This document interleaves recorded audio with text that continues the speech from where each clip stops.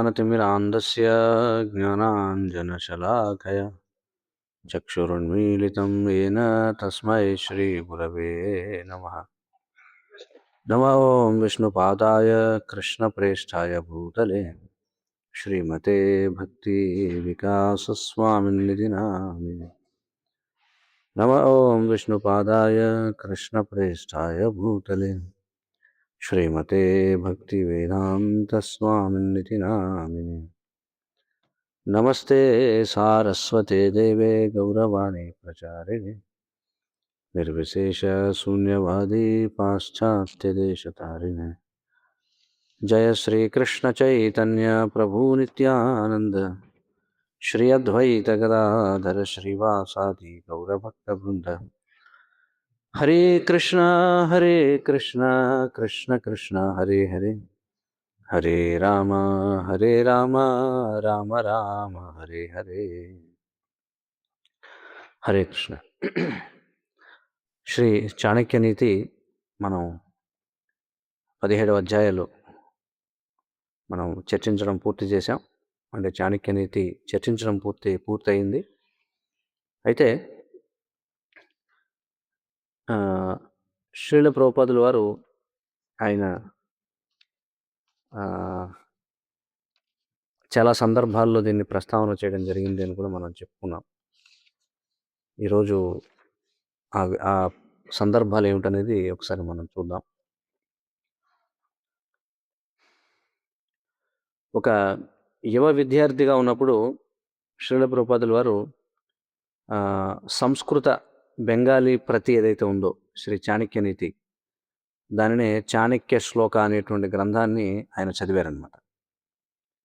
మరి శ్రీల ప్రభుపాదుల వారు ఏవైతే శ్లోకాలను ఆయన గుర్తు చేసుకునేవారో అవి ఈ చాణక్య శ్లోక అనే సంస్కృత బెంగాలీ ప్రజ నుండివి. అయితే అవి ప్రామాణికంగా భావించబడే సంస్కృత లేదా ఇంగ్లీష్ కృతులలో ఆ శ్లోకాలు కనిపించవు. శ్రీల ప్రభుపాదుల వారు ప్రస్తావన చేసినవి అని పతితపావన దాస్ ప్రభు అని చెప్పుకుంటున్నారు. అయితే మరి శ్రీల ప్రభుపాదుల వారు ఏవైతే ప్రస్తావన చేశారో, అంటే ఏవైతే ఈ ప్రామాణికమైనటువంటి సంస్కృత ఇంగ్లీష్ అనువాదాలు ఏవైతే ఉన్నాయో వాటిలో లేనివి శ్రీల ప్రభుపాదుల వారు ప్రస్తావన చేసినవి అయినటువంటి కొన్ని శ్లోకాలను మనం చూద్దాం. ఎక్కడెక్కడ శ్రీల ప్రభుపాదుల వారు వాటిని ప్రస్తావన చేశారు, వాటి యొక్క వివరణ. అంటే కొన్నిసార్లు ఆయన పూర్తి శ్లోకాలు ప్రస్తావన చేశారు, కొన్నిసార్లు అందులో కొన్ని వాక్యాలు మాత్రమే ఆయన ప్రస్తావన చేశారు. వాటికి వివరణలు కూడా ఇచ్చారు ప్రభుపాదుల వారు. అవి ఏమిటవి అనేవి మనం చూద్దాం. కుంతి మహారాణి బోధనలు అనే పుస్తకంలో 22వ అధ్యాయం అన్నమాట.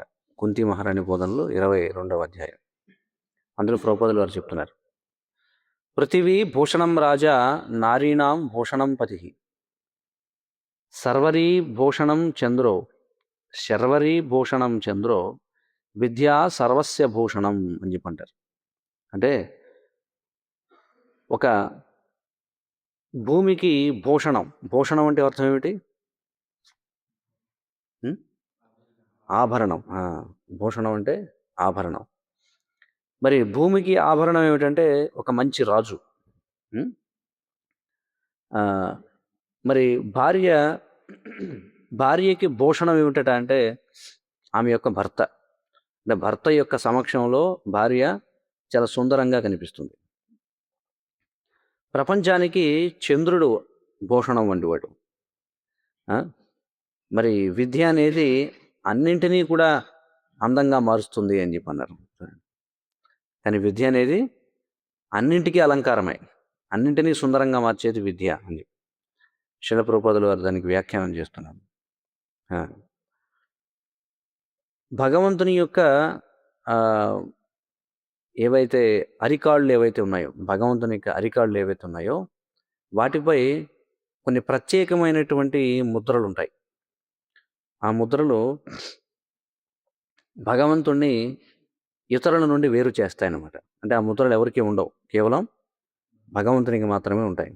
అవి ఏమిటి అంటే ఒక పతాకం అంటే జెండా, అలాగే ఆ, ఈ వజ్రాయుధం అంటే పిడుగు ముద్ర ఉంటుందన్నమాట, వజ్రాయుధం. అలాగే అంకుశం. అంకుశం అంటే ఏనుగులు నియంత్రించేటువంటి ఒక ఆయుధం. ఉం? అలాగే ఒక ఛత్రం. ఛత్రం అంటే గొడుగు. పద్మం అంటే ఒక కలవ పువ్వు.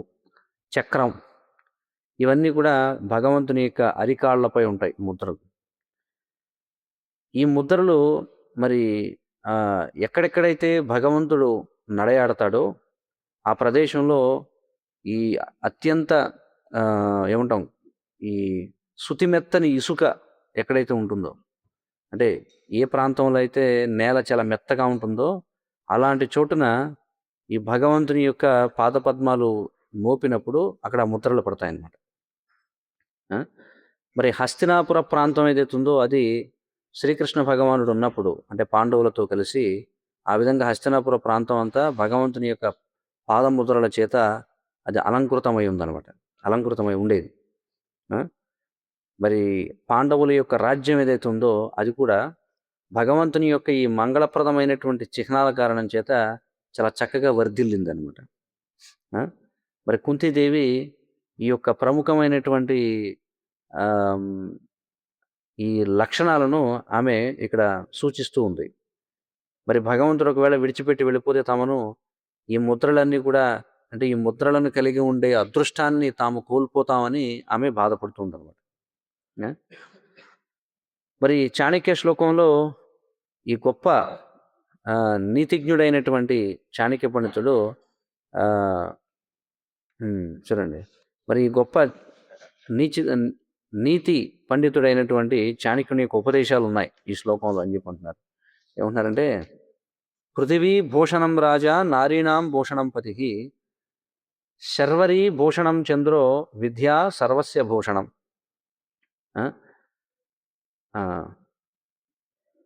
ప్రతిదీ కూడా ఎప్పుడైతే దానితో అనుసంధానం చేస్తామో అప్పుడు సుందరంగా మారుతుందట. ఆకాశం ఉదాహరణకి చంద్రుని యొక్క సంపర్కం చేత ఆకాశం సుందరంగా మారుతుంది.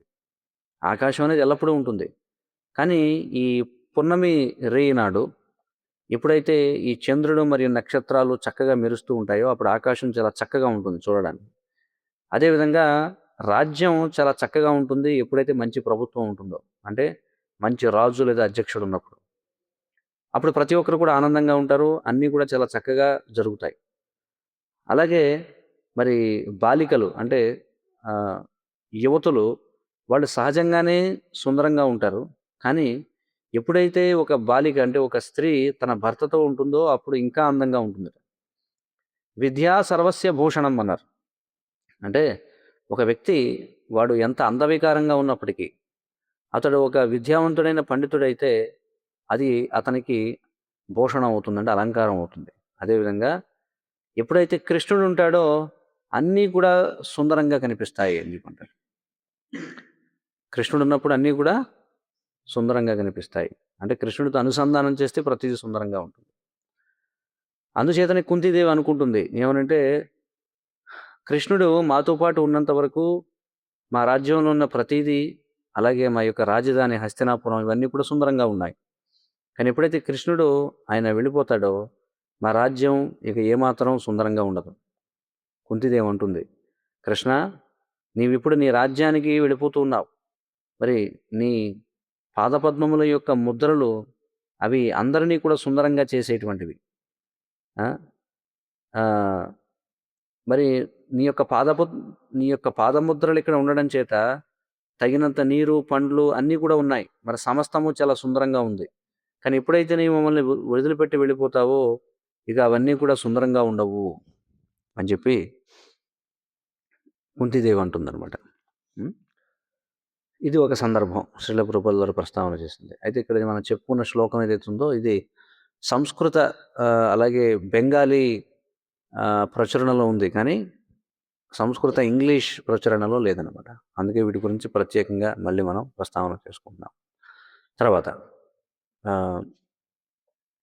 1973 సంవత్సరం సెప్టెంబర్ 9వ తేదీన స్టాక్ హోమ్లో ఇచ్చినటువంటి శ్రీమద్ భాగవతం 5వ స్కందం 5వ అధ్యాయం 3వ శ్లోకంపై ప్రవచనం అందులో శ్రీల ప్రభుపాదుల వారు చెప్తున్నారు. చూడండి, అజాయుద్ధే మునిశ్రాద్ధే ప్రభాతే మేఘగర్జనే దాంపత్య కలహే చైవ బహ్వారంభే లఘుక్రియ అని చెప్పన్నారు.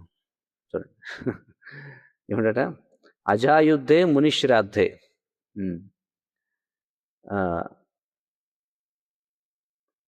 ఇక్కడ ఏమంటున్నారంటే, ఏదైతే గొప్పగా కనిపిస్తుందో కానీ పెద్దగా ఫలితాన్ని ఇవ్వదో అలాంటి వాటిని వేటితో పోల్చొచ్చు ఇక్కడ చెప్తున్నారు. వీటి గురించి చెప్తున్నారు. ఇక్కడ పైకి చాలా గొప్పగా అనిపిస్తుంది, కానీ అది ఎంత గొప్పగా కనిపిస్తుందో అంతటి ఫలితాన్ని ఇవ్వవు అన్నమాట. వాటికి ఉదాహరణలు ఏమిటి ఇక్కడ చెప్తున్నారు.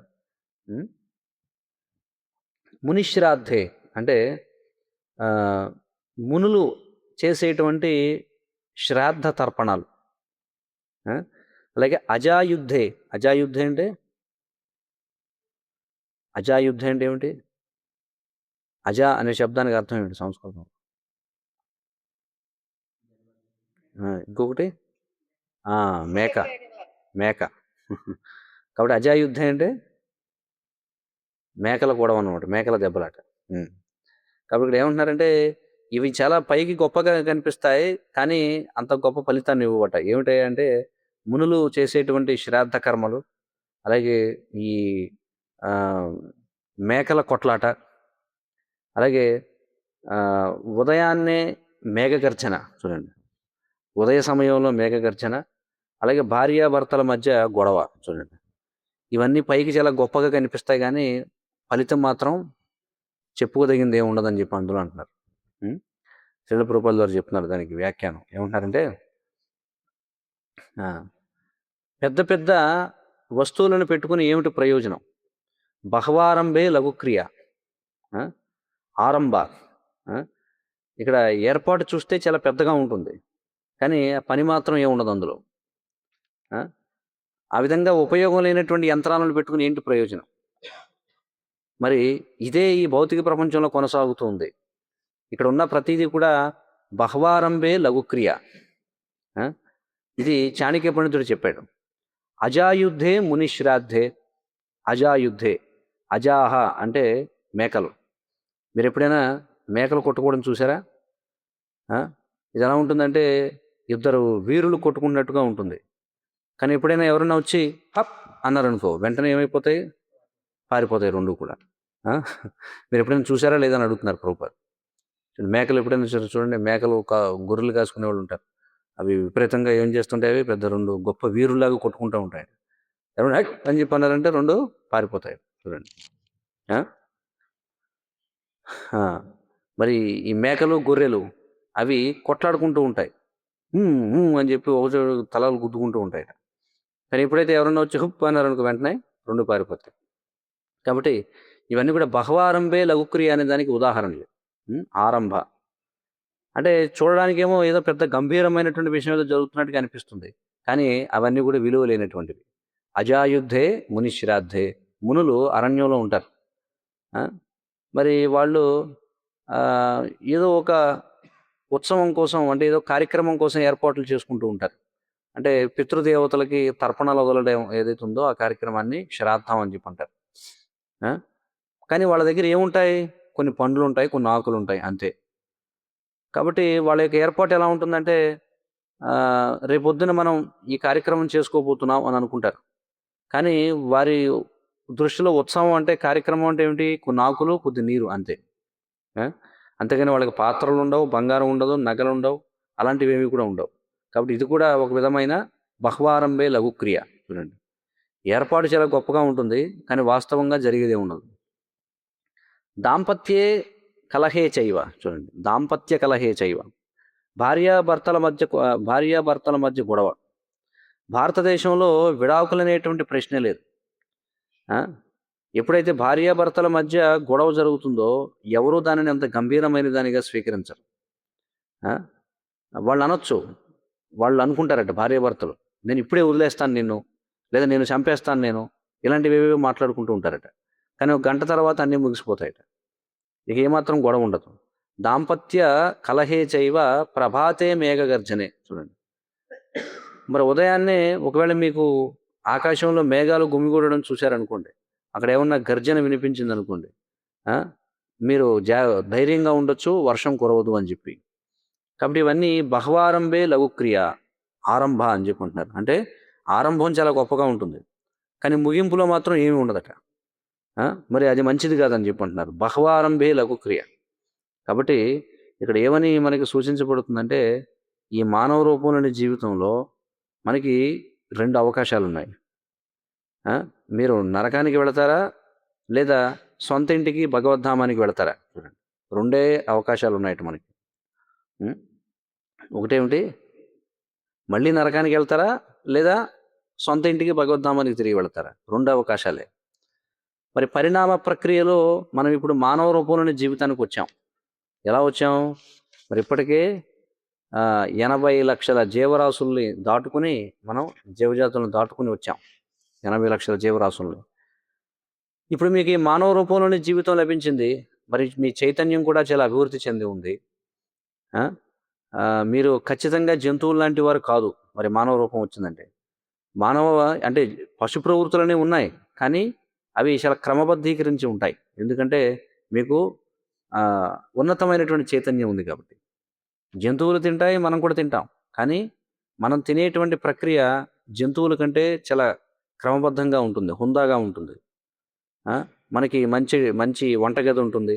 మనం అనేక రకాలైనటువంటి ఆహార పదార్థాలను తయారు చేస్తాం, అనేక రకాల పదార్థాలను కలిపి. ఎందుకంటే మనకు ఉన్నతమైనటువంటి వివేకం ఉంది. అంటే మనం జంతువులు చేయలేనటువంటి పనులు కూడా చేయగలం ఆ ఉన్నతమైనటువంటి వివేకంతో. అదేవిధంగా నిద్రపోవటం అనేది ఉంది. జంతువులు నిద్రపోతే మనం కూడా నిద్రపోతాం, కానీ మనం నిద్రపోయేటువంటి నివాసం చాలా చక్కగా ఉంటుంది. మనకి చక్కటి మంచం ఉంటుంది. మనం నిద్రపోవడం కూడా చాలా మెరుగైనటువంటి విధానంలో నిద్రపోతాం. ఇది ఒక ప్రస్తావన. తర్వాత 1968వ సంవత్సరం మార్చి 15వ తేదీ శాన్ ఫ్రాన్సిస్కోలో శ్రీమద్ భాగవతం 7వ స్కందం 6వ అధ్యాయం 1వ శ్లోకంపై ఇచ్చిన ప్రవచనం. ఆయుష క్షణ ఏకోపి నలభ్య స్వర్ణకోటిభిః నచేన్ నిరర్ధకం నీతి కాచహాని స్తతోధిక అనేది ఒకటి. ఇది కూడా మూల ప్రతిలో లేదు, కానీ శ్రీల ప్రభుపాదుల వారు చెప్పారు ఈ శ్లోకం. అనువాదం: మీ జీవితంలో ఒక్క క్షణం కూడా వృధా చేయవద్దు. వృధా చేయబడినటువంటి ఒక్క క్షణాన్నైనా మళ్ళీ మనం 10,000 స్వర్ణనాణాలు ఇచ్చైనా సరే వెనక్కి తిరిగి తీసుకురాలేం. ఎవరైతే తన జీవితాన్ని ఎలాంటి లాభం లేకుండా వృధా చేస్తాడో అతడు గొప్పగా నష్టపోయినటువంటి వాడు అని చెప్పన్నారు. శ్రీల ప్రభుపాదుల వారు దీనికి వ్యాఖ్యానం చేస్తున్నారు.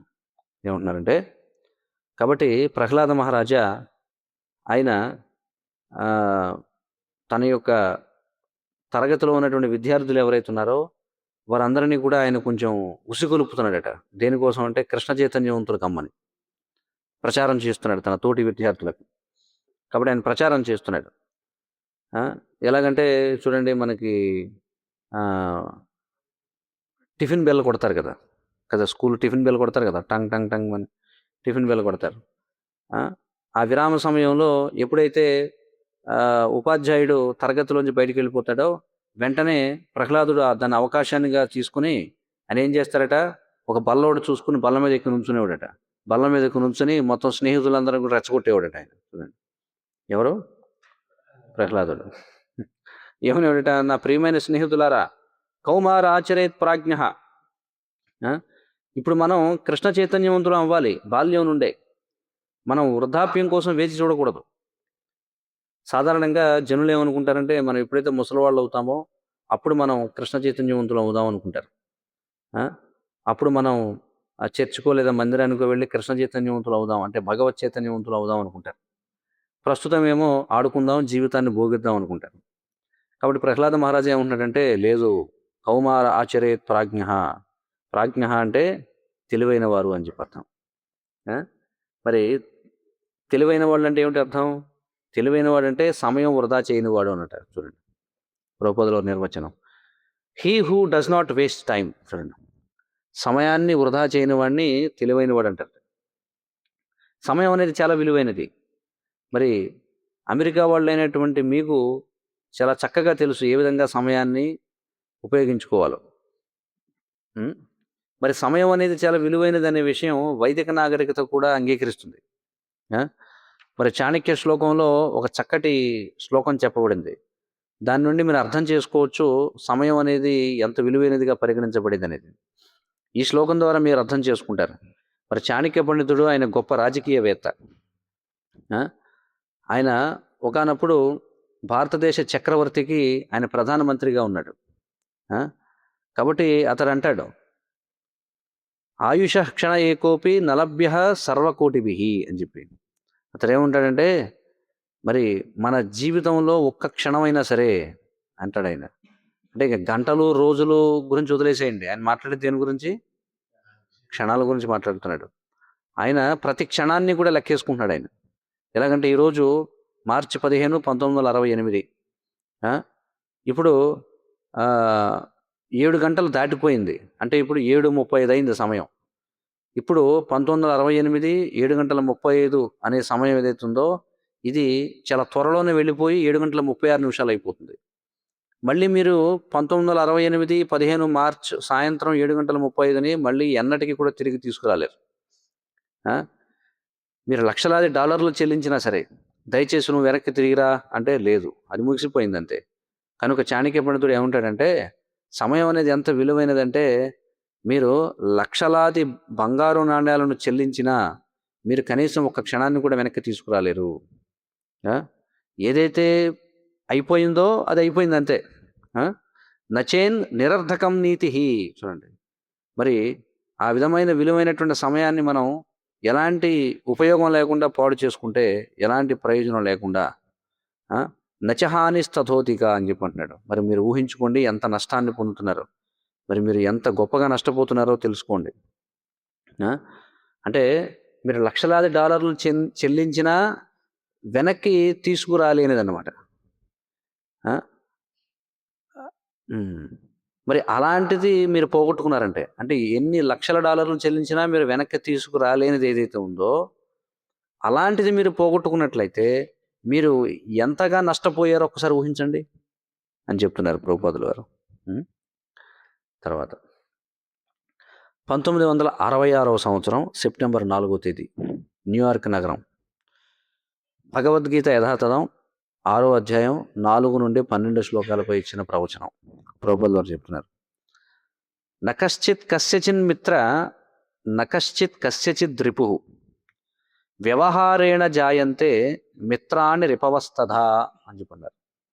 అనువాదం చూడండి, ఎవరు కూడా పుట్టుకతో మనకి శత్రువు కాదు, ఎవరు కూడా పుట్టుకతో మనకి స్నేహితుడు కాదు. కానీ మన యొక్క పరస్పర వ్యవహారం వల్ల కొంతమంది మనకి స్నేహితులు అవుతారు, కొంతమంది మనకి శత్రువులు అవుతారు. అర్థమైంది కదా ఏం చెప్తున్నారు ఇక్కడ? ఎవరు కూడా మనకి పుట్టుకతో శత్రువు కాదు, పుట్టుకతో ఎవరు స్నేహితుడు కాదు. కానీ మన పరస్పర వ్యవహారం కారణం చేత కొంతమంది మనకి మిత్రులు అవుతారు, కొంతమంది శత్రువులు అవుతారు అని చెప్పుకుంటున్నారు. శ్రీల ప్రభుపాదుల వారి వ్యాఖ్యానం చూద్దాం. ఎవరు ఎవరికి మిత్రుడు కాదు, ఎవరు ఎవరికి శత్రువు కాదు. కేవలం వ్యక్తి యొక్క వ్యవహారం కారణం చేతనే మనం అర్థం చేసుకోగలుగుతాం ఎవరు మనకి స్నేహితుడు, ఎవరికి మనకి శత్రువు అని చెప్పి. అదేవిధంగా ఏ విధంగా మనం సాధారణమైనటువంటి దైనందిన వ్యవహారాల్లో మనం వ్యవహరిస్తామో, ఎందుకంటే అంటే మన విషయంలో మనం ఒక విధంగా వ్యవహరిస్తాం. నేను నా పట్ల నేను ఒక స్నేహితుడిగా వ్యవహరించాను అనుకోండి, అప్పుడు నేను నాకు స్నేహితుడిని అవుతాను. నా పట్ల నేనే వ్యతిరేకంగా వ్యవహరించాను అనుకోండి, అప్పుడు అది వేరే రకంగా ఉంటుంది. మరి అలాంటప్పుడు ఇంకా శత్రుత్వం ఎక్కడుంది, స్నేహం ఎక్కడుంది? స్నేహం అంటే నేను ఆత్మని ఏదో ఒక విధంగా ఇప్పుడు నేను ఈ భౌతిక ప్రకృతి సంపర్కంలోకి వచ్చాను. ఇప్పుడు నేను ఈ భౌతిక ప్రకృతి యొక్క ఈ సంఖ్యల నుండి నన్ను నేను విముక్తుని చేసుకోవాలి. నేను ఆ విధంగా వ్యవహరించాను అనుకో, అప్పుడు నేను నాకు స్నేహితుడిని అవుతాను. చూడండి ఇక్కడ ప్రభుపాదుల వారు ఏమంటున్నారు, ఇతరులతో కాదు, మనకి మనం ఎప్పుడు స్నేహితులు అవుతాం, మనకి ఎప్పుడు శత్రువులు అవుతాం అని చెప్తున్నారు. ఈ భౌతిక ప్రకృతి యొక్క సంపర్కంలోకి వచ్చాం ఏదో రకంగా. మరి ఇక్కడి నుంచి బయటపడే విధంగా నేను పనిచేస్తే అప్పుడు నాకు నేను స్నేహితుడిని అవుతాను. కానీ ఆ అవకాశం వచ్చిన తర్వాత కూడా నేను ఆ విధంగా వ్యవహరించలేదనుకోండి, అప్పుడు నాకు నేనే శత్రువుని అవుతాను. కనుక ఆత్మైవ హ్యాత్మనో బంధురాత్మైవ ఆత్మనో రిపుః అని చెప్పన్నారు. కనుక నేనే నాకు స్నేహితుడిని అవుతాను, నేనే నాకు శత్రువుని కూడా అవుతాను చెప్తున్నారు ప్రభుపాదులు వారు. తర్వాత 1975వ సంవత్సరం జనవరి 30వ తేదీన హొనలులు అనే ప్రాంతంలో భగవద్గీత యథాతథం 16వ అధ్యాయం 4వ శ్లోకంపై ఇచ్చినటువంటి ప్రవచనం నుండి అనువాదం. శ్లోకం చూద్దాం. సర్పః క్రూరః కలః క్రూరః సర్పాత్ క్రూరతరః కలః మంత్రౌషధీ వశః సర్పః కలః కేన నివార్యతే అని చెప్పి ఉంటుంది అనువాదం. 2 రకాల క్రూరమైనటువంటి సర్పాలు ఉన్నాయట. అయితే ఆ 2 రకాల క్రూరమైన సర్పాల్లో చాలా ప్రమాదకరమైనటువంటిది ఎవరట అంటే అసూయాపరుడైనటువంటి మనిషి అని చెప్పి అంటారు. అంటే సర్పాన్ని మంత్రాల ద్వారా నియంత్రించవచ్చు, కానీ అసూయాపరుడైనటువంటి వాడిని ఎప్పుడూ కూడా నియంత్రించలేమని చెప్పుకుంటారు. అసూయాపరుణ్ణి ఎన్నడూ కూడా మనం నియంత్రించలేము. శ్రీల ప్రభుపాదుల వారి వ్యాఖ్యానం చూడండి. చాణక్య పండితుడు అంటున్నాడు, సర్పః క్రూరః కలః క్రూరః సర్పాత్ క్రూరతరః కలహ అని చెప్పుకుంటున్నారు. 2 రకాల క్రూరులు ఉన్నారు. అంటే అసూయాపరులైన జంతువులు 2 ఉన్నాయట. ఒకటి సర్పము, మరొకటి అసూయాపరుడైనటువంటి వ్యక్తి. కనుక చాణక్య పండితుడు అంటున్నాడు, ఇద్దరు కూడా అసూయాపరులే, కానీ అసూయాపరుడైనటువంటి వ్యక్తి అసూయాపరుడైనటువంటి పాము కంటే ప్రమాదకరమైన వాడు. ఎందుకంటే పాముని కొన్ని ఔషధాల ద్వారా, అంటే కొన్ని ఔషధుల ద్వారా, మంత్రాల ద్వారా దాన్ని నియంత్రణలోకి తెచ్చుకోవచ్చు. ఎందుకంటే ఈ మంత్రాలను జపించేటువంటి కొంతమంది పాములు పట్టుకునే వాళ్ళు ఉంటారు. వాళ్ళు ఏం చేస్తారు, ఏదో కొన్ని రకాలైనటువంటి ఔషధుల్ని ప్రయోగిస్తారు. ఆ విధంగా ఏం చేస్తారు, ఒక పాముని తమ ఆధీనంలోకి తెచ్చుకుంటారు. కానీ కలహ్కేన నివార్యతే, కానీ పాము లాంటి మనిషి వాడిని మాత్రం మనం ఏ విధంగానూ కూడా మనం నియంత్రణలోకి తెచ్చుకోలేమని చెప్పి అంటున్నారు. తర్వాత శ్రీమద్ భాగవతం 6వ స్కందం 11వ అధ్యాయం 4వ శ్లోకం, దానికి ఇచ్చిన భాష్యంలో ప్రభుపాదుల వారు చెప్తున్నారు.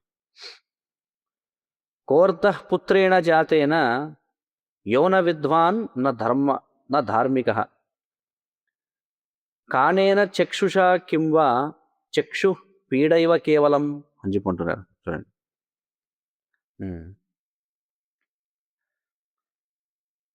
ఏ పుత్రుడైతే అటు కీర్తిమంతుడు కాదు, ఇటు భగవంతునికి భక్తుడు కాదు, అలాంటి వాడి వల్ల ఏమిటి ఉపయోగం? అలాంటి పుత్రుడు ఒక గుడ్డి కన్ను లాంటి వాడట. ఎందుకంటే అది ఏం చేస్తుందట, అది కేవలం నొప్పినే ఇస్తుంది కానీ చూడడానికి సహాయం చేయదు కాబట్టి అని చెప్పుకుంటున్నాడు. కాబట్టి ఎలాంటి వాడి గురించి చెప్తున్నారు ఇక్కడ? ఏం చెప్పారు? 2 విషయాలు చెప్పారు ఇక్కడ. 2 విషయాలు చెప్పారు ఇందులో. అటు కీర్తిమంతుడు కాదు, అంటే భౌతికంగా ప్రయోజకుడు కాదు, అలాగని భగవద్భక్తుడు కాదు. అలాంటి వాడి వల్ల ఏమిటి ఉపయోగం అని చెప్పుకుంటున్నారు. అలాంటి వాడు గుడ్డి కన్ను లాంటి వాడు. ఎందుకంటే ఆ గుడ్డి కన్ను కేవలం బాధనే కలిగిస్తుంది కానీ చూడడానికి సహాయం చేయదు కాబట్టి. తర్వాత 1974 జూలై 11వ తేదీ లాస్ ఏంజలస్లో శ్రీమద్ భాగవతం మొదటి స్కందం 16వ అధ్యాయం 21వ శ్లోకం, దానిపై ఇచ్చిన ప్రవచనాలు చెప్తున్నారు. మాతాయస్య గృహే నాస్తి భార్యా చాప్రియవాదిని అరణ్యం తేన గంతవ్యం యథారణ్యం తథా గృహం అన్నారు. అనువాదం చూడండి. ఏ వ్యక్తికైతే ఇంట్లో తల్లి లేదో, ఎవరి భార్య అయితే అతడు చెప్పిన దాంతో ఏకీభవించదు, అలాంటి వాడు వెంటనే తన కుటుంబ జీవితాన్ని విడిచిపెట్టి అరణ్యానికి వెళ్ళిపోవడు. ఆ విధమైనటువంటి వ్యక్తి ఇంట్లో జీవించిన అరణ్యంలో జీవించిన ఒకటే కాబట్టి ఏం చెప్పుకుంటున్నారు చూడండి. ఏమన్నారు ఇక్కడ? ఏ వ్యక్తికి అయితే మాతాయస్య గృహే నాస్తి, ఇంట్లో తల్లి లేదు, అలాగే ఎవరి భార్య అయితే ఎప్పుడు కూడా అంగీకరించదు, ఎప్పుడు వాదులాడుతూనే ఉంటుందో, అప్రియవాదిని అని చెప్పుకుంటున్నారు, అంటే అప్రియముగా మాట్లాడుతూ ఉంటుందో, అలాంటి వాడు వెంటనే కుటుంబ జీవితాన్ని త్యజించి అరణ్యానికి వెళ్ళాలి. ఎందుకంటే ఆ విధమైనటువంటి వ్యక్తికి ఇంట్లో జీవించిన ఒకటే, అరణ్యంలో జీవించిన ఒకటే అని చెప్పుకుంటున్నారు. శిల ప్రభుపాదుల ద్వారా వ్యాఖ్యానం చూద్దాం. ఏ కుటుంబంలో అయితే మంచి తల్లి ఉండదో, అలాగే మంచి భార్య ఉండదో, అప్పుడు అది మంచి కుటుంబం కాదు. మరి ఎవరికైతే మంచి తల్లి లేదు, మంచి భార్య లేదో, అప్పుడు ఇల్లు ఒక నరకంలాగా ఉంటుంది. ఇది వైదిక సంస్కృతి. కనుక చాణక్య పండితుడు అంటున్నాడు, మాతాయస్య గృహే నాస్తి. ఒకవేళ ఇంట్లో తల్లి లేదనుకోండి, భార్యాచాప్రియవాదిని, మరి భార్య ఏమో చాలా అప్రియంగా మాట్లాడుతుంటుంది, అంటే చాలా దురుసుగా మాట్లాడుతుంటుంది, దురుసుగా వ్యవహరిస్తూ ఉంటుంది, భర్తతో సక్రమంగా వ్యవహరించదు. అరణ్యం తేన గంతవ్యం, అతడు వెంటనే ఆ గృహాన్ని విడిచిపెట్టి అరణ్యానికి వెళ్ళాలని చెప్పుకుంటున్నారు. ఇది చాణక్య పండితుడు చెప్తున్నాడు. ఎందుకంటే ఆ విధమైనటువంటి అర్థం లేని ఇంటి వల్ల ఏమిటి ప్రయోజనం? అలాంటి వాడికి ఇల్లు అనేది అరణ్యం లాంటిది అని చెప్పుకుంటున్నారు. అందుచేత ఈ కుటుంబ వ్యవస్థ అనేది లేదనమాట అతనికి, ప్రతిదీ కూడా ముగిసిపోతుంది. కనుక కేవలం ఈ కృష్ణ చైతన్య ఉద్యమం ఏదైతే ఉందో, ఇది మాత్రమే మళ్ళీ ఈ వైదిక సంస్కృతిని తిరిగి తీసుకురావడానికి ప్రయత్నం చేస్తుంది. ఆ విధంగా జనులు చాలా ఆనందంగా ఉంటారు. ఇదేమి వ్యాపారం కాదు, ఇదేదో ఒక ధార్మికమైనటువంటి భావుకత కాదు, ఇది ఒక చక్కటి కార్యక్రమం, ప్రతి ఒక్కరిని ఆనందింపజేయడం కోసం. సర్వే సుఖినో భవంతు, ఇదే వైదిక సంస్కృతి అని చెప్పుకుంటున్నారు. అందరూ సుఖంగా ఉండాలి అనేదే వైదిక సంస్కృతి. తర్వాత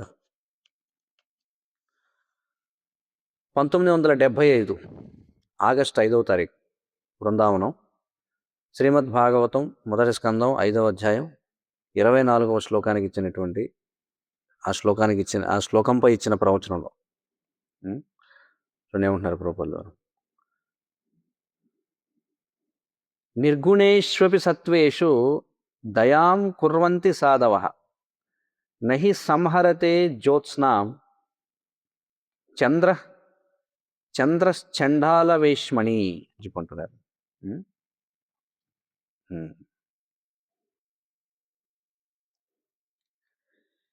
శ్రీల ప్రభుపాదులు వాస్తవానికి ఈ శ్లోకంలో 2వ పంక్తి మాత్రమే ప్రస్తావన చేశారట. ఏమిటది? నహి సంహరతే జ్యోత్స్నాం చంద్రశ్చండాలవేష్మణి అని. అయితే ఈ పూర్తి శ్లోకం మనకి ఇక్కడ అందించారు. మొదటి పంక్తి ఏమిటి? నిర్గుణేష్వపి సత్వేషు దయాం కుర్వంతి సాధవః అనేది. అనువాదం ఏమిటంటే, చంద్రుడు సునకమాంసము తినేవారు నివసించే ప్రదేశాల్లో కూడా తన కిరణాలను విస్తరింపజేయడానికి తిరస్కరించడు అని చెప్పుకుంటున్నారు ప్రభుపాదుల వ్యాఖ్యానం. ఎలాగంటే కృష్ణుడు ఆయన అందరినీ స్వాగతిస్తున్నాడు, ఆయన అందరికీ సమానంగా ఉన్నాడు. ఆయన కృష్ణుడు చెబుతున్నాడు, సర్వధర్మాన్ పరిత్యజ్య మామేకం శరణం వ్రజ, భగవద్గీత 18వ అధ్యాయం 66వ శ్లోకం. అంతేగాని కృష్ణుడు కేవలం అర్జునుడికి మాత్రమే ఉన్నాడు కాదు. ఎలాగంటే సూర్యుని యొక్క వెలుగు అందరికీ అందుబాటులో ఉంది, ప్రతి ఒక్కరూ దాన్ని వినియోగించుకోవచ్చు. కానీ మీరు ఇంట్లోపల ఉండి తలుపులు మూసుకున్నారనుకోండి, దానికి సూర్యుడిని మనం తప్పు పట్టగలమా చెప్పండి? దాని సూర్యుడు ఏం చేస్తాడు? మీరు లోపలికి వెళ్ళి తలుపులు వేసుకుంటే సూర్యుడు ఏం చేయలేడు కదా. సూర్యుడు తుల్య దర్శన అని చెప్పబడ్డాడు. తుల్య దర్శన అంటే అందరికీ కనిపిస్తున్నాడు కదా సమానంగా. అంతేగాని సునక మాంసం తినేవాడికి సూర్యుడు కనిపించట్లేదు, ధనికుడికి మాత్రమే సూర్యుడు కనిపిస్తున్నాడు, అలా ఏమైనా ఉందా? లేదు, అందరికీ కనిపిస్తున్నాడు, సమానంగా కనిపిస్తున్నాడు. ప్రభుపాదులు అంటున్నారు, చాణక్య పండితుడు చెప్పిన ఒక శ్లోకం ఉంది. ఏమిటది? నహి హరతే జ్యోత్స్నాం చంద్రశ్చండాలవేష్మని అని చెప్పుకుంటున్నారు. చండాల అంటే అధమమైనటువంటి కులానికి చెందినటువంటి వాడు అని చెప్పి, లేదా శూద్రుల కంటే అధముడైనటువంటి వాడు చండాలుడు అంటే. మాంసాహారం తినేవారిని భారతదేశంలో చండాల అని చెప్పి అంటారు. ముఖ్యంగా పంది మాంసం తినేవాళ్ళని. ఆ! ఇప్పటికీ మీరు భారతదేశంలో చూసినట్లయితే ఈ వీధులు తుడిచే వర్గం వాళ్ళు ఎవరైతే ఉంటారో వాళ్ళు పందుల్ని పట్టుకుంటారు. వాళ్ళు ఏం చేస్తారంటే పందుల్ని పోషిస్తూ ఉంటారు. అమ్ముకోవడానికి అలాగే వాటిని తినడం కోసం కూడా. ఆ! ఈనాటికి కూడా వాళ్ళు ఏం చేస్తారు, ఒక బతికున్నటువంటి పందిని మంటలో వేసి కాల్చుతారు. అందరూ చూసే విధంగా. ఆ! మరి ఆ పంది దారుణంగా ఏడుస్తూ ఉంటుంది. అయినా సరే వాళ్ళు ఆ విధంగా చేయడానికి అనుమతించబడుతుంది. కనుక చండాల వేశ్మని అని చెప్పన్నారు. ఆ! వారి యొక్క ప్రదేశం ఏదైతే ఉందో అది పూర్తిగా కలుషితమై ఉంటుంది. అది పూర్తిగా పాపపు ఇష్టమైనటువంటి ప్రదేశం. కానీ దాని అర్థం అక్కడ చంద్రకాంతి పడదని కాదు. చంద్రకాంతి తిరస్కరించబడిందని కాదు. చంద్రకాంతి తిరస్కరింపబడదు. ఆ! చంద్రుడు కావచ్చు లేదా సూర్యుడు కావచ్చు. ఆ! ఆహ్, ఎందుకంటే వాళ్ళిద్దరూ కూడా చంద్రుడు, సూర్యుడు ఇది చండాలుని యొక్క నివాసం కాబట్టి మేము అక్కడికి వెళ్ళకూడదని అనుకోరు. లేదు. సూర్యుని వెలుగు సమానంగా పంచబడుతుంది. నహి హరతే జ్యోత్స్నాం చంద్రశ్చండాల వేశ్మని. చంద్ర అంటే చంద్రుడు. అదేవిధంగా కృష్ణుడు గాని లేదా ఆయన యొక్క భక్తులు గాని ఎవరి మీదైనా సరే కృపను చూపించడానికి ఎప్పుడు కూడా వెనకాడరట. చూడండి. తుల్య అని చెప్పి అన్నారు. దానినే తుల్య దర్శనః అన్నారు. అంటే మెర్సీ అంటే దయ అంటే అర్థం ఏమిటి? అందరికీ అందుబాటులో ఉండేదాన్నే ఏమంటారు? దయ అని చెప్పి అంటారు అని చెప్పి అంటున్నారు. ఉం? తర్వాత 1976 సంవత్సరం అక్టోబర్ 31వ తేదీన బృందావనంలో శ్రీమద్ భాగవతం 5వ స్కందం 5వ అధ్యాయం 9వ శ్లోకానికి ఇచ్చినటువంటి ప్రవచనంలో ప్రభుపాదులు వారు చెప్తున్నారు. ఏమంటున్నారు? ధనాని జీవితం చైవ పరార్థే ప్రాజ్ఞ ఉత్సృజేత్ సన్నిమిత్తే వరం త్యాగో వినాశే నియతే సతి అని చెప్పన్నారు. ఈ శ్లోకం కూడా శ్రీల ప్రభుపాదుల వారు ఆయన 2వ పంక్తిని ప్రస్తావన చేశారు, అనువాదం చేశారు, వ్యాఖ్యానం చేశారు. కానీ ఇక్కడ మనకి పూర్తి శ్లోకాన్ని ఇక్కడ ఇస్తున్నారు అనమాట. కాబట్టి ఇందాక చెప్పుకున్నటువంటి శ్లోకానికి అర్థం ఏమిటంటే, ఇందాక చెప్పుకున్నాం అది ప్రభుపాదులు 2వ పంక్తి మాత్రమే ప్రస్తావన చేశారని చెప్పుకున్నాం కదా. పూర్తి శ్లోకానికి అర్థం ఏమిటంటే, ఏ విధంగా అయితే చంద్రుడు చండాలుల యొక్క గృహాలపై కూడా తన వెలుగుని ప్రసరిస్తూ ఉంటాడో, ఆ విషయంలో ఏ విధంగా అయితే ఆయన ఏమి వివక్షణ అంటే ఏమంటారు దాన్ని, పక్షపాతం చూపించడో, అలాగే సాధు పురుషులు కూడా తమ యొక్క కృపను ఎవరికైతే మంచి లక్షణాలు ఉండవో వారిపై కూడా చూపించడానికి వెనుకాడరు అని చెప్పుకుంటున్నారు. అది ఆ శ్లోకం యొక్క అర్థం. మరి ఈ శ్లోకానికి అర్థం ఏమిటో చూద్దాం.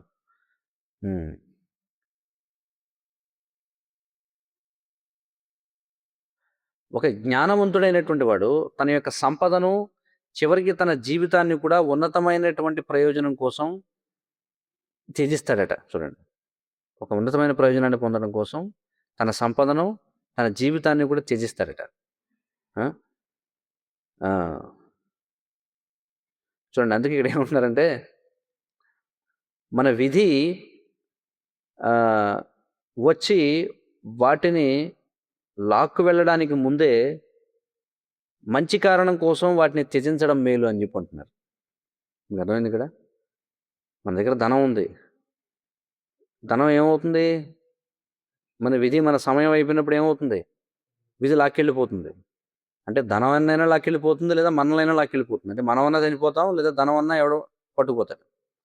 అందుకే తెలివైన వాళ్ళు ఏం చేస్తారట, ఆ విధంగా విధి లాక్కెళ్ళక ముందే ఒక మంచి ప్రయోజనం కోసం వాటిని త్యజిస్తారు అని చెప్పి చెప్తున్నా. చాలా చక్కటి విషయం చెప్పారు. శ్రీల ప్రభుపాదుల వారి వ్యాఖ్యానం చూద్దాం. కాబట్టి వ్యక్తి ఆ పని చేయవలసిందే. అతడు ఒకవేళ భగవంతుడి కోసం చేయలేదనుకోండి, అప్పుడు అతడు ఖచ్చితంగా అంతిమంగా కుక్క కోసం చేయాల్సి వస్తుంది. చూడండి, అందుకే మీ దగ్గర ధనం ఉన్నంత వరకు దానిని భగవంతుడి కోసం ఖర్చు పెట్టండి. సన్నిమిత్తే వరం త్యాగో వినాశే నియతే సతి. చూడండి, మరి చాణక్య పండితుని యొక్క ఉపదేశం ఏమిటంటే, మీరు ఏదైతే ధనాన్ని కలిగి ఉంటారో అది ఎలాగో ఖర్చు అయిపోతుంది, మీరు దాన్ని ఆపలేరు. ధనమైనా మిమ్మల్ని విడిచిపెడుతుంది, లేదా మీరు ధనాన్ని విడిచిపెట్టాల్సి వస్తుంది. కాబట్టి మీరు కలిసి ఉండలేరు. అది సాధ్యం కాదు. మీరు ధనాన్ని కృష్ణుడి కోసం ఖర్చు పెట్టలేదనుకోండి, మీరు దాచుకున్నారనుకోండి, ఏమని? నేను చూసుకుంటూ ఉంటాను ఈ ధనాన్ని, నేను డబ్బుల్ని నాక్కుంటాను అప్పుడప్పుడు, ఆ విధంగా ఆనందంగా ఉంటాను. అదేను కదా! నాకు ఆకలేసినప్పుడల్లా డబ్బులు నోట్లో పెట్టుకొని చప్పరిస్తాను, ఆ విధంగా ఆనందంగా ఉంటాను అనుకున్నారనుకోండి, అప్పుడేమవుతుందట, కృపణులు అంటే లోభులు ఎవరైతే ఉన్నారో వాళ్ళు ధనాన్ని దాచిపెట్టుకుంటారు, వాళ్ళు దాన్ని కృష్ణుడికి ఖర్చు పెట్టరు. అందుచేత ఇప్పుడు మనకి ఇది ఒక సమస్య కూర్చుంది. ఆ? ఆ, ఏమిటది? ఈ ధనాన్ని ఎలా ఖర్చు పెట్టాలి? మన విధానం ఏమిటంటే కృష్ణునికి ధనాన్ని ఎలా ఖర్చు పెట్టాలనేదే మన యొక్క విధానం. మనం ధనాన్ని దాచుకోవాలని అనుకోవడంలే, మనం ధనాన్ని దాయలేం కూడా, అది సాధ్యం కాదు. ఎవరో ఒకళ్ళు వచ్చి దాన్ని పట్టుకుపోతారు, అంతిమంగా ప్రభుత్వం వచ్చి పట్టుకుపోతుంది. అందుకే దాన్ని కృష్ణుడి కోసం ఖర్చు పెట్టండి, కృష్ణుడి కోసం ఖర్చు పెట్టండి, అప్పుడు అది సరైనటువంటి ఉపయోగం అవుతుంది. సన్నిమిత్తే వరం త్యాగో వినాశే, సన్నిమిత్తే వరం త్యాగో వినాశే నీతే సతి అని చెప్పబడింది. చాణక్య పండితుడు, ఆయన గొప్ప రాజనీతిజ్ఞుడు. మరి ఆయన ఏమని ఉపదేశిస్తున్నాడంటే, మీ దగ్గర ధనం ఉన్నట్లయితే దాన్ని కృష్ణుడి కోసం ఖర్చు పెట్టండి, దాన్ని దాచుకోవద్దు, కృష్ణుడి కోసం ఖర్చు పెట్టండి. ఎందుకని? ఎందుకంటే అది పాడైపోతుంది కాబట్టి. ఇవాళ రేపు అది పాడైపోతుంది. ఎవరో ఒకళ్ళు వచ్చి దాన్ని పట్టుకుపోతారు, లేదా అది పాడైపోతుంది. అందుకే మెరుగైన పని ఏమిటంటే, మీరు దాన్ని కృష్ణుడి కోసం ఖర్చు పెట్టారనుకో, కనీసం మీరు చేసిన సేవ కృష్ణుడి చేత గుర్తించబడుతుంది. కృష్ణుడు చూస్తాడు, ఓ ఈ వ్యక్తి కష్టపడి సంపాదించినటువంటి ధనాన్ని నా కోసం ఖర్చు పెట్టాడు అని. తర్వాత 1977వ సంవత్సరం మే 25వ తేదీన బృందావనంలో జరిగినటువంటి సంభాషణ. శ్లోకం ఏమిటిది? దుర్జన పరిహర్తవ్యో విద్యయాలంకృతోపి సన్ మణినా భూషిత సర్ప కిం అసౌ న భయంకర అని చెప్పుకుంటున్నాడు. చూడండి, మరి ఈ శ్లోకంలో కూడా రెండవ సగభాగం మాత్రమే శ్రీల ప్రభుపాదుల వారు శ్రీమద్ భాగవతం 9వ స్కందం 13వ అధ్యాయం 3వ శ్లోకానికి ఇచ్చిన భాష్యంలో ప్రస్తావన చేశారట. అయితే ఇక్కడ ఏం చేశారంటే మొదటి భాగం కూడా దాన్ని జోడించి దానికి అనువాదం ఇచ్చారు. ఏమిటి ఆ శ్లోకానికి అనువాదం? శరీరానికి వ్యక్తి అనుసరించేటువంటి ధర్మానికి మధ్య చాలా తేడా ఉందట. శరీరం అనేది ఏ క్షణమైనా నాశనం కావచ్చు, కానీ అతని యొక్క వ్యక్తిత్వం, అతని యొక్క ధర్మం ఏదైతే ఉందో అది ఇతరుల యొక్క జ్ఞాపకాల్లో అలాగే ఉండిపోతుందట. ఎప్పటి వరకు అంటే ఈ భౌతిక ప్రపంచం నాశనం అయ్యేంత వరకు అని చెప్పుకుంటున్నారు. అదేను కదా, శరీరం ఎప్పటికైనా నాశనం అయిపోతుంది, కానీ మనం చేసినటువంటి ధర్మకార్యాలు ఏవైతే ఉన్నాయో అవి ఎల్లప్పుడూ ఉంటాయి అని చెప్పుకుంటున్నారు. శ్రీల ప్రభుపాదుల వారి వ్యాఖ్యానం ఏంటో చూద్దాం దీనికి. చాణక్య పండితుడు అంటాడు, ఇక్కడ అనువాదం చూద్దాం. ఏమంటున్నారంటే, దుష్టుడైనటువంటి వాడిని మనం దూరం పెట్టాలి. అతడు గొప్ప జ్ఞానంతో అలంకరించబడి ఉన్నప్పటికీ కూడా, చూడండి, గొప్ప జ్ఞానంతో అలంకరించబడి ఉన్నప్పటికీ కూడా దుర్జన పరిహర్తవ్యో, దుర్జనుడైనటువంటి వాడిని ఖచ్చితంగా మనం దూరంగా పెట్టాల్సిందే, వాటిని త్యజించాలి వాడిని. విద్యాలంకృతోపిసన్, ఒకవేళ వాడు గొప్ప జ్ఞానంతో అలంకరించబడి ఉన్నప్పటికీ వాడు ఎలాంటి వాడట? అతడు ఒక విషసర్పం లాంటి వాడట. చూడండి, ఎలాంటి విషసర్పం అంటే మణిచేత అలంకృతమైనటువంటి విషసర్పం లాంటి వాడు, తలపై మణిచేత అలంకృతమైనటువంటి విషసర్పం లాంటి వాడు. మరి అలాంటి పామును చూసి ఎవరు భయపడరా అని చెప్పి అంటున్నారు. పామును చూసి భయపడతారా లేదా? నెత్తి మీద మణి ఉంది కదా అని చెప్పి కౌలించుకుంటారు ఎవరన్నా? లేదు కదా. ఇది కూడా అంతే. ప్రభుపాదుల వారి వ్యాఖ్యానం. చాణక్య పండితుడు అంటున్నాడు, మణినా భూషిత సర్ప కిం అసౌన భయంకర. ఒక సర్పానికి తన పడకపై వజ్రం ఉందనుకోండి, నగ ఉందనుకోండి, మణి ఉందనుకోండి, అదేం చేస్తుందట? ఆ మణి యొక్క వెలుగు ద్వారా అది చీకట్లో తన దారిని చూసుకుంటూ వెళ్ళిపోతుందట. అంటే ఆ మణి యొక్క వెలుగు వల్ల ఏమవుతుంది? తన దారిని చూసుకుంటూ వెళ్ళగలదు. ఒకవేళ ఎవరన్నా అనుకున్నారనుకోండి, ఓ ఈ పాము పడకపోయి మణి ఉంది, నేను దాన్ని ఆలింగనం చేసుకుంటాను అని. లేదు లేదు లేదు, అది చాలా చాలా ప్రమాదకరమైనది. ఒకవేళ మణి ఉన్నప్పటికీ కూడా అది ప్రమాదకరమైనది. అదేవిధంగా వీళ్ళు ఎవరైతే ఉన్నారో వీళ్ళు అసూయాపరులు. వాళ్ళు నామమాత్రపు వైష్ణవులై ఉండొచ్చు. కానీ వాళ్ళు చాలా ప్రమాదకరమైనటువంటి వాళ్ళు. ఎందుకంటే వాళ్ళు వైష్ణవుల యొక్క లక్షణాలను ఇంకా పెంపొందించుకోలేదు కాబట్టి ప్రభుపాదుల వారు అంటున్నారు. మరి 9వ స్కందం 13వ అధ్యాయం 3వ శ్లోకం ఏమిటి? ఇక్కడ ఏం చెప్తున్నారు ఇక్కడ? శరీరస్య గుణానాం చ దూరం అత్యంతమంతరం. శరీరం క్షణ విద్వాంసి కల్పాంతస్థాయినో గుణాః. ఇది ఈ శ్లోకానికి అనువాదం ఏమిటంటే, కాబట్టి శరీరానికి అలాగే గుణానికి చాలా గొప్ప వ్యత్యాసం ఉంది. శరీరం అనేది ఏ క్షణంలోనైనా నశించిపోవచ్చు. కానీ వ్యక్తి యొక్క గుణాలు ఏవైతే ఉన్నాయో అవి ఇతరుల యొక్క జ్ఞాపకాల్లో నిలిచిపోయి ఉంటాయి ఈ భౌతిక ప్రపంచం నాశనం అయ్యేంత వరకు. కాబట్టి అనువాదం ఏమిటిది అంటే, ఈ భౌతిక ప్రపంచంలో వ్యక్తి యొక్క ఆయుష్ అది ఏ క్షణంలోనైనా ముగిసిపోవచ్చు. కానీ ఈ జీవితంలో అతడు ఏదైనా పనికొచ్చే పని చేసినట్లయితే ఆ గుణం ఏదైతే ఉందో అది చరిత్రలో నిత్యము నిలిచిపోతుంది అని చెప్పి అంటున్నారు.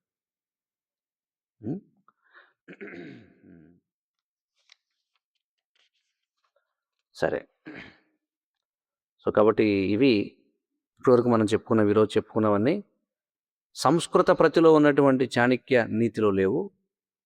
సంస్కృత బెంగాలీ ప్రతి ఏదైతే ఉందో అందులో ఉన్నాయి. అవి శ్రీల ప్రభుపాదులు ప్రస్తావన చేశారు కాబట్టి వాటిని మనం చూసాం. ఇక అసలు మనకి లభ్యం అవుతున్నటువంటి ముఖ్యమైన నీతి శాస్త్రాలు ఏమిటి అసలు? అవి మనం చూసినట్లయితే చూడండి, అంటే ఈ వైదిక సంస్కృతి వైదిక నాగరికతకు చెందినటువంటి ప్రతి శాస్త్రంలో కూడా, అంటే వాల్మీకి రామాయణం నుండి శ్రీల వ్యాసదేవుల వారి యొక్క విస్తృతమైనటువంటి రచనల వరకు అన్నింటిలోనూ కూడా ఈ నైతికత గురించిన విశేషాలు అన్ని చోట్ల ఉన్నాయన్నమాట. రామాయణం దగ్గర నుంచి మహాభారతం వరకు అన్నింటిలోనూ కూడా నైతిక విలువలు అన్ని, అంటే ఒక దగ్గర లేవు, అంతా కూడా విస్తరించిపోయి ఉన్నాయి. మరి ఇక్కడ మనం చెప్పుకోబోయేది ఏమిటంటే, ఈ గ్రంథంలో ప్రస్తావన చేయబడినటువంటి ఈ నీతి శాస్త్రాల గురించి ఇక్కడ చెప్తున్నాం. మరి ఇక్కడ చెప్పబడినవన్నీ కూడా అంటే మను సంహిత తప్పించి ప్రతిదీ కూడా ప్రత్యేకించి నీతి గురించి చెబుతుందన్నమాట. అందుచేత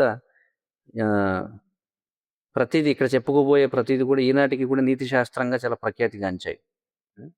ఏమిటవి? ఒకటి మను సంహిత మొట్టమొదటిది. మరి మను సంహిత అనేది ప్రత్యేకించి నీతి శాస్త్రంగా గుర్తించబడలేదు. ఇది మను సంహిత లేదా మనుస్మృతి అంటారు. కానీ అందులో కూడా ఇంగిత జ్ఞానం గురించినటువంటి అనేక విషయాలు చెప్పబడ్డాయి, సలహాలు ఇవ్వబడ్డాయి. అందుకే దీన్ని కూడా మనం నీతి శాస్త్రంగా చెప్పుకోవచ్చు. మరి మను సంహిత అంటే ఏమిటి? మానవాళికి న్యాయ గ్రంథం అని అర్థం.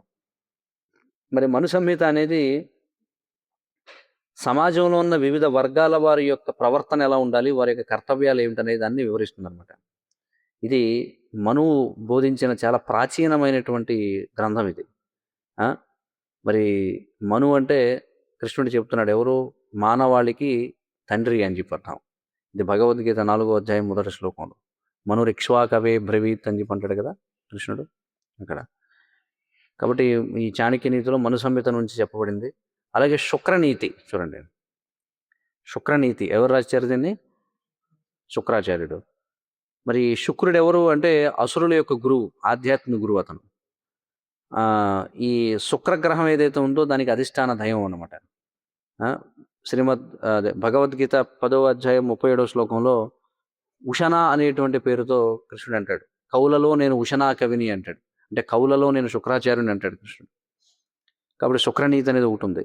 అలాగే బృహస్పతి నీతి శాస్త్రం ఉంది. బృహస్పతి ఎవరు అంటే దేవతల యొక్క గురువు. మరి భగవద్గీతలో ఇతని గురించి చెప్పబడింది 10వ అధ్యాయం 24వ శ్లోకంలో. అతడు ఈ గురుగ్రహం యొక్క అధిష్టాన దైవం. అతని యొక్క నీతి సారం ఏదైతే ఉందో అది గరుడ పురాణంలో ఉందన్నమాట. బృహస్పతి నీతి సారం అని చెప్పి అంటారు దాని పేరు. అలాగే విదుర నీతి. విదురుడు యమరాజు యొక్క అవతారం.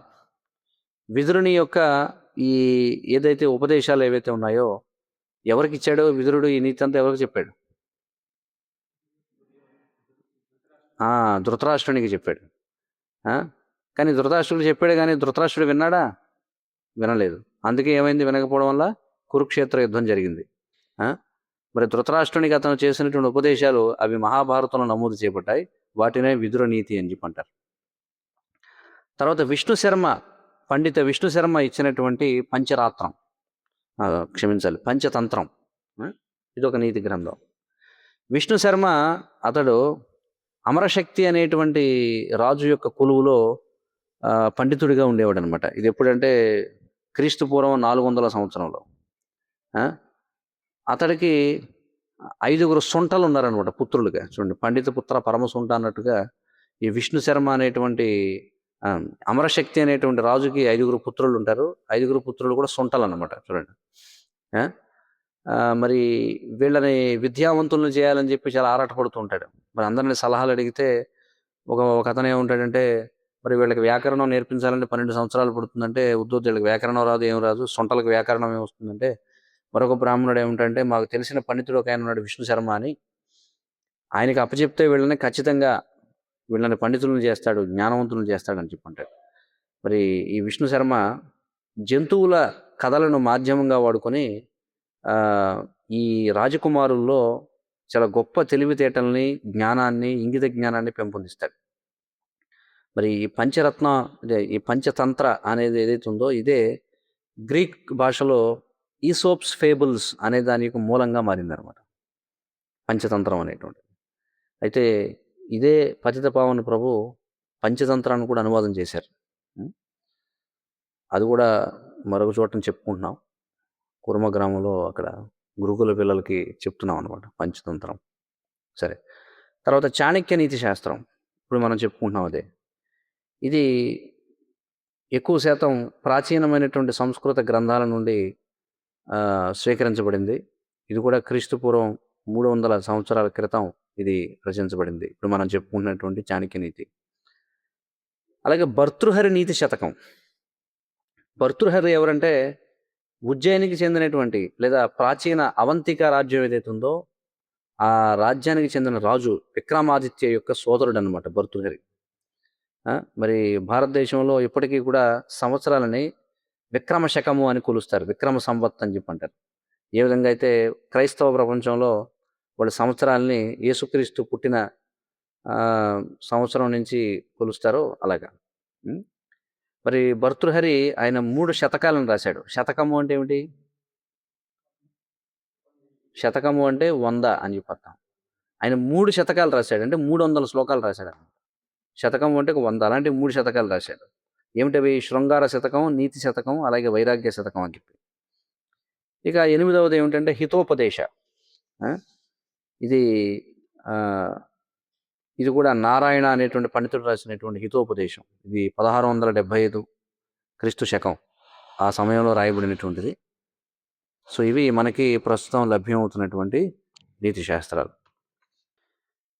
ఈరోజు మరి కృష్ణపక్షం షష్ఠి, ఈరోజు 8:02 మనం ఈ చాణక్య నీతి ముగించాం.